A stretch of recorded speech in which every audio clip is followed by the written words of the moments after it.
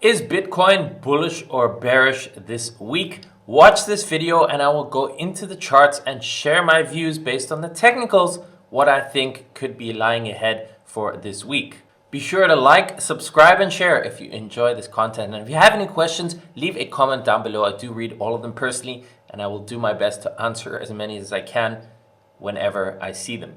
So let's dive straight into the charts.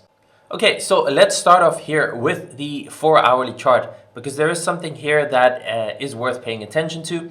What we have here, when we zoom out a little bit more, okay, this is the previous two highs here. Okay, so we got this high from August, say 25,000-ish. Okay, you can see it made this kind of double top here, then it sold off, then it broke through, and it acted as support here once and now also twice. Now the interesting thing that we have right here is we also have this bullish RSI divergence, where you can see the price has been making lower lows over here, but the RSI has not confirmed it. In fact, it made a higher low over here on the RSI. And this is usually an indication that we see some sort of at least short-term pullback in the trend. So in a bearish trend, that means a bounce. In a bullish trend, it means a pullback. But since this is a declining trend, we are looking for a bounce here, which we're seeing so far, but this could potentially also bounce a lot higher. The question now is going to be, how much higher is this going to bounce? And that is something that we need to wait and see, because we are in a bit of a tricky spot. There's obviously a lot of FUD going around with Binance, and all sorts of rumors about Binance being insolvent, and because what's happening in the US, where a lot of the employees are resigning. But that's a separate story from Binance International. Personally, I don't think there is anything to be concerned about, but obviously time will tell. Obviously, if something were to happen to Binance, we would probably see the whole crypto market drop as a whole and probably get our black swan event that could be happening. But for now, if you're just going by the charts, it's interesting to see here this bullish divergence and see how it plays out. Now we had the scam pump over here, right? It dropped back down. So what we want to see is we want to see it get above this level and sustain above it. If we can do that, then maybe we take out all these highs over here and we'll probably see it squeeze to 32K and pretty quickly, and maybe even continue higher above there. But this is going to be key, and this level is also important because it is approximately 28,000. I'm going to change the chart now to the 3-day chart. It is a very important level because it is the 3-day 50 moving average. Now if you've been following here on the channel for some time, you know that this is my favorite bear bull indicator on the higher time frame. That shows us whether the trend is bullish or bearish, and you can see it catches the majority of the moves here. The entire bull market in 2020, we were above it, it broke below, it was a warning sign here, it broke below again, it was the entire bear market.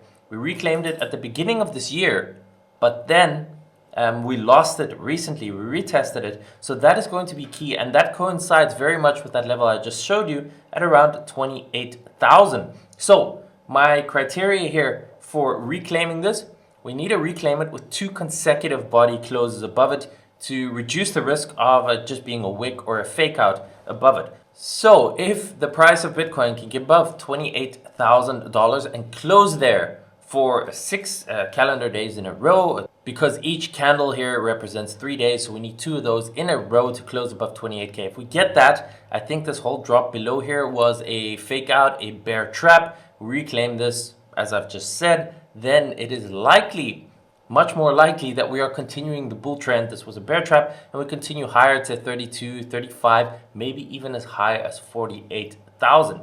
Okay, this is all about probabilities and if-then criteria. So right now we are still below it. There is still danger. Okay, so any kind of pump could still be a squeeze. Up to 28K is completely possible. If it rejects there, then we could be looking at more downside. If it gets below this 25K level, we have, I'll show you on the weekly chart in a second, we have the 24,000 level, the 50-week moving average, as the last line in the sand for the bulls. If we lose that, we have a much higher chance of retesting the lows here from last year. But for now, we are seeing a bounce. The 25K level is held. We're seeing a 4-hour bullish divergence. Next target, that's going to be key, is this 28,000. We need to reclaim that for the bulls. If we do, then we might just really see a quick surge above that and a continuation of the bullish trend. If we reject there, then more downside is possible. Now, changing this to the weekly chart with the two important moving averages that I watched, the 50 in blue and the 200 simple moving average in red. Now, you can see we lost the 200 week moving average in red, but we're still holding the 50. And you can see, obviously, this is a lagging indicator, so it moves pretty slowly on the weekly chart, but you can see that actually it's catching up to that low of 25K. So if this even somehow just continues to kind of round up and continue higher from here, this might actually catch up and touch it over time, and it might actually have ended up bouncing off that 50-week moving average, which is currently about, you can see over here, we zoom in a little bit with more detail, 24.5 basically is that. If we lose this, if we get a weekly close below this 50-week moving average, then that downside becomes a lot more likely, and then we have to continue to watch how that continues to progress. For now, we still have some hope. If this holds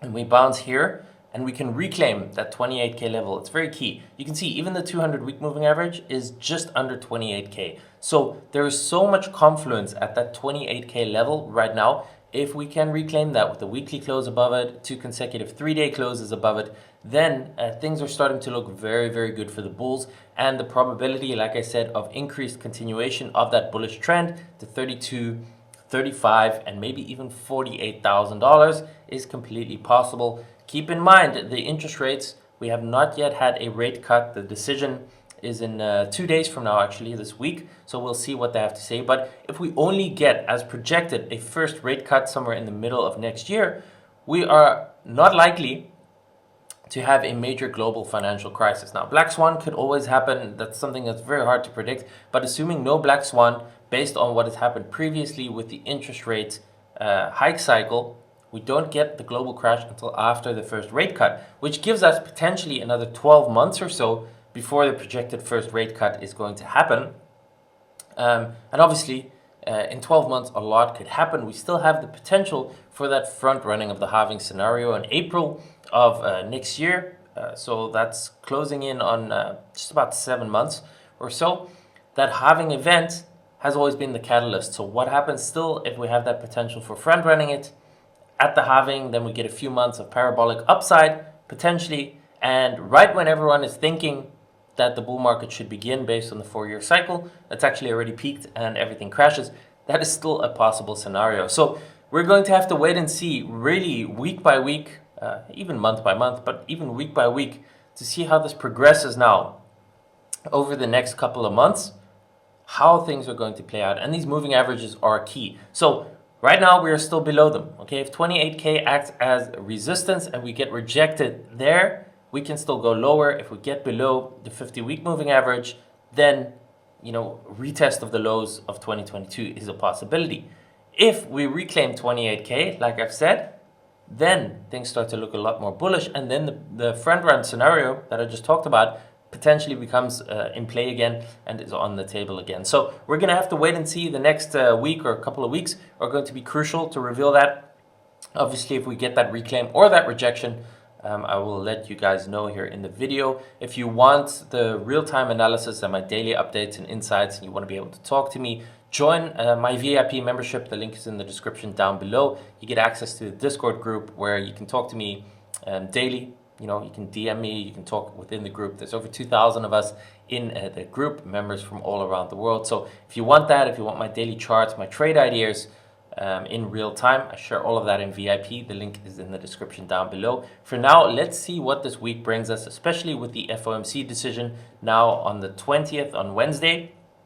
We will see not only if they're going to raise rates again, or what the outlook is, if that's changed at all, if they talk about any sort of cutting or more raising rates in the future. Also depends on inflation, how that goes, if that's high or if that's coming down. But so far it seems to be higher than expected, which means that it's likely that rates stay higher for longer, as they've indicated. So hopefully that means we get to reclaim that 28K level. And if we do, then things start to get very, very exciting very quickly again. And there's going to be a lot of opportunities. So smash the like button. Make sure you are following me here for more updates. If you have any questions, leave a comment. I will answer personally, and I will see you in the next video.